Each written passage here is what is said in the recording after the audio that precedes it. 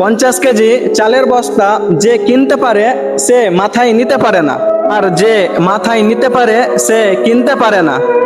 ঠিক জীবনও অনেকটাই এরকম, কিন্তু এর মানে এই নয় যে আমরা থেমে যাব।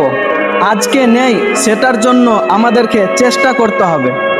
ধীরে ধীরে সব কিছুই সম্ভব হয়, শুধু দরকার ধৈর্যর, পরিশ্রম আর মনোভাব।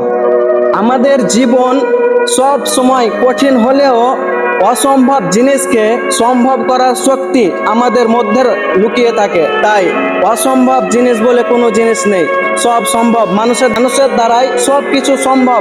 আপনি শুধু চেষ্টা করে যান, হাল ছাড়বেন না। ইনশাআল্লাহ তাআলা দেখবেন আপনার অসম্ভব জিনিসগুলো সম্ভব হয়ে গেছে। হ্যাঁ।